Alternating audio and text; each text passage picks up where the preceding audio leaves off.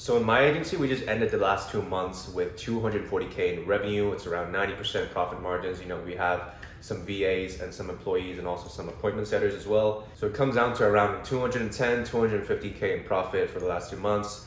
That's around 100K per month in profit. So that's my proof right there. Yeah, so let's rewind back to 1 year ago when I was closing people in person. So I was in Hong Kong back then. I've been traveling the world this past year. So that time I decided to go travel to Dubai with my best friend.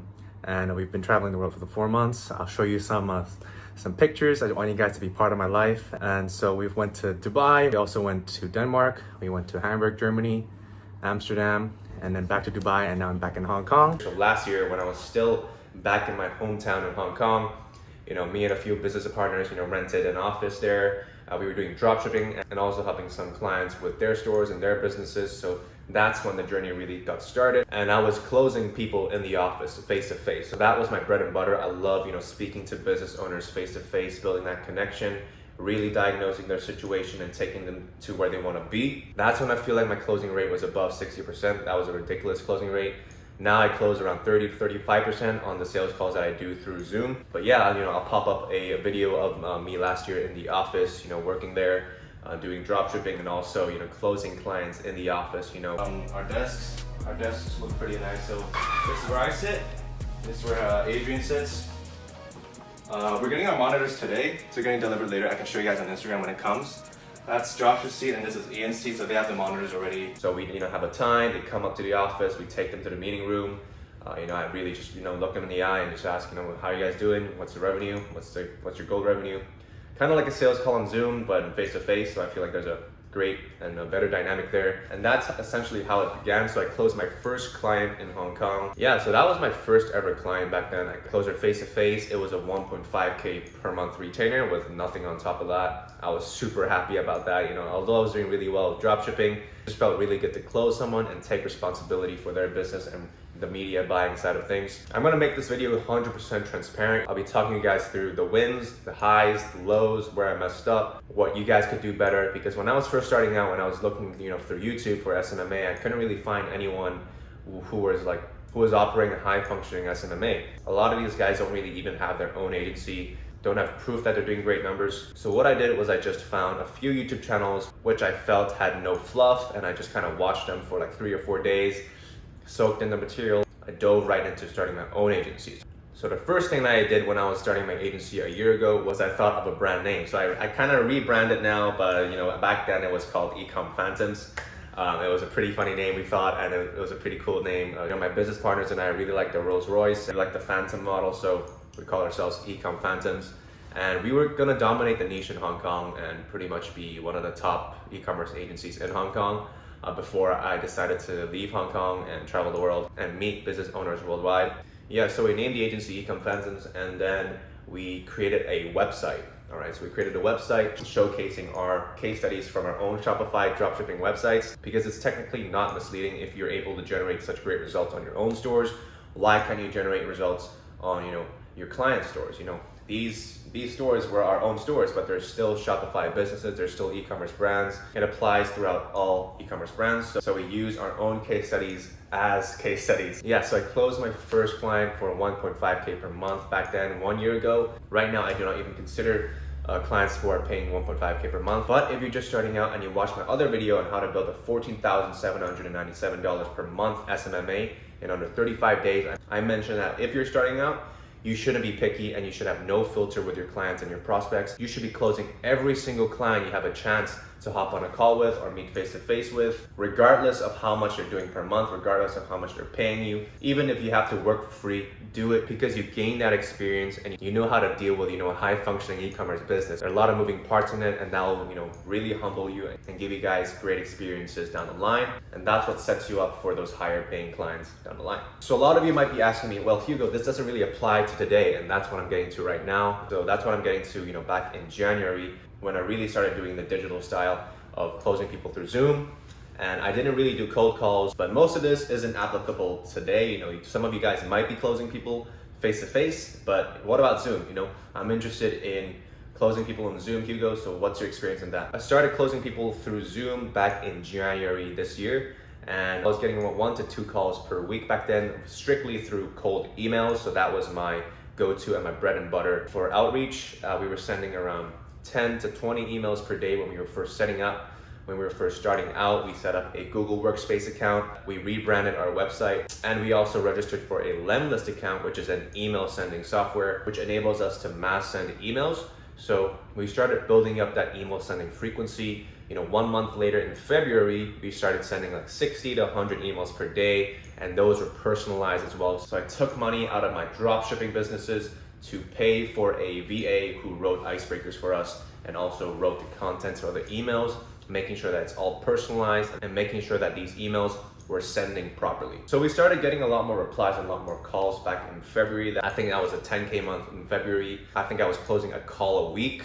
We were getting like 2K, 3K per month retainers back then, nothing crazy, but it's a great way to get started. And I'm gonna be completely transparent with you guys. There's only 1 to 2 clients that's still with me today from February because I had to let them go to pursue higher paying clients. So therefore I'm able to devote my attention and my time to serving those clients and getting a higher return.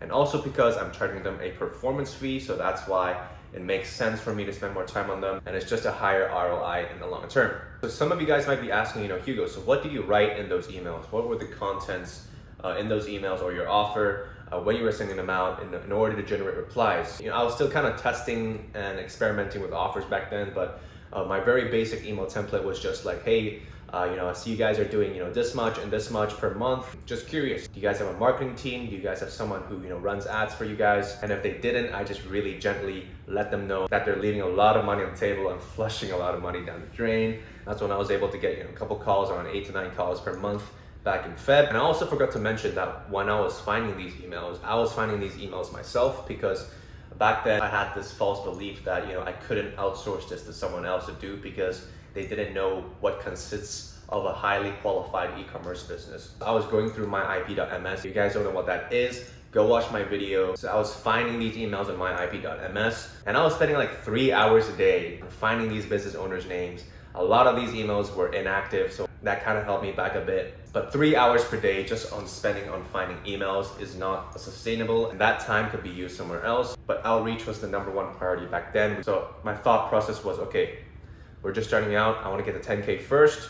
How do I get there? I need to get more calls. I need to close more calls.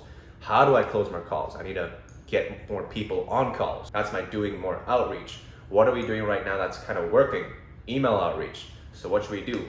Up the frequency of email outreach. So that's what we kind of did back then. 3 hours per day of my time spent on finding emails. And around a couple of weeks after doing that, I kind of got used to it and kind of figured out the ins and outs of cold emails, and I felt like I was pretty good at it. So that's when I really decided to outsource that to a VA to do. So I filmed some trainings and I delegated that role to the VA. And on a side note here, guys, building a business is all about setting foundations and setting systems. So filming all these trainings and letting your VA take care of it is a great way to start, and then letting your VA teach your other VAs and training those VAs. So then you can focus on what matters, which is getting more calls and closing more calls. And also a very important thing that I forgot to mention is sales. So back in Hong Kong, when I was closing people in person, I was very comfortable with that dynamic.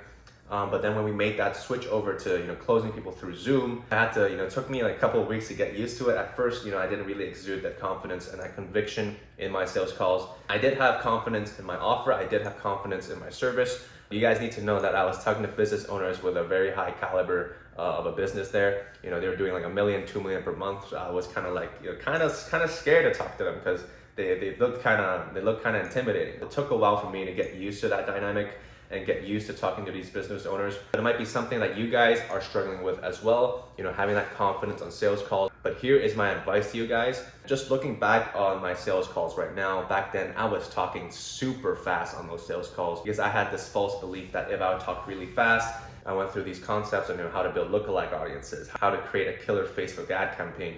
If I spoke really fast and went through these technicalities with the business owner, somehow they would see me as more credible. It couldn't be further from the truth. When I started speaking slower and started listening more, that's when my closing rate went up. So this is single-handedly probably the best advice I could give to you guys. for sales, in terms of sales and approaching sales calls. So I hope that you guys, write this down and really apply this to your own sales calls. So fast forward to March and April, I started branching out to other outreach methods like Facebook and LinkedIn. So that's when I really started, scaling the agency to 50K per month. And that was also when I started hiring an appointment setter. So an appointment setter, gets people on calls with you, and if you close them, they get a cut and a percentage of your monthly fee. So I started learning how to do outreach on LinkedIn. I was DMing business owners, adding founders and CEOs on LinkedIn, sending them messages and sending them voice messages as well on if I could help take over their Facebook ads and if they needed a media buyer. A lot of these business owners replied with, hey, I don't really feel comfortable working with an agency. I'd rather have someone in-house. So what I said was, having someone in-house is a great idea, but you have to, train those employees. You need to create amazing work culture. There's a lot of moving parts as well when it comes to hiring a person in-house. So working with an agency means that, you don't really need to train us. We're experts at what we do. So that's kind of my approach to when business owners kind of gave me some objections. It turned out really well. I closed around 2 clients per week just from LinkedIn. The cold emails was still bringing in 80% of our revenue that month. So I made sure that the cold email side of things was fully automated. I didn't really have to check on it every single day. I had my business partner take care of that side of things, and I focused on learning and closing people on LinkedIn and Facebook. And a tip for LinkedIn and Facebook prospecting is that you guys should really optimize your bio and your profile. Have a professional photo taken of you guys. Don't just have a selfie or your mom take a picture of yourself in a room with a white background. That does not cut it, guys. Dress up, look good, be confident, have a nice smile on your picture. If you want some reference, you can look at my picture right now on my YouTube. You might as well, step on that like button a few times and, uppercut that subscribe button. So that was LinkedIn side of things. So what about Facebook side of things? So for Facebook prospecting, what I did was I joined some Facebook groups and I started, DMing people on those Facebook groups, and I started adding people.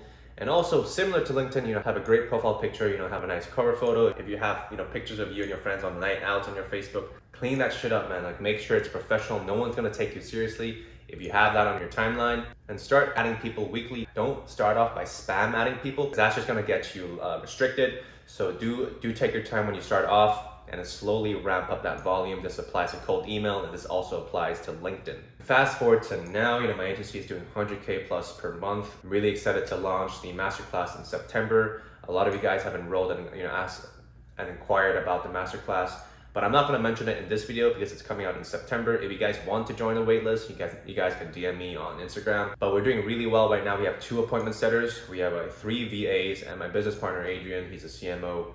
He handles all the marketing side of things and the paid ads side of things. We just started recently doing some ads to push our services to more people. But if you guys are just starting off, I do not recommend you guys do any paid ads just yet. You guys need to scale and be great at one source of traffic first, and make sure you scale that traffic source to 10K per month, 20K per month, and then look into reinvesting into some appointment setters, into some VAs which are able to hold down your business, set those systems and foundations straight before you start off with a paid ads campaign and scale that campaign. Just so you know, we're getting around $100 costs per call right now for the paid ad campaigns. So I'm really trying to make sure that I close every single one.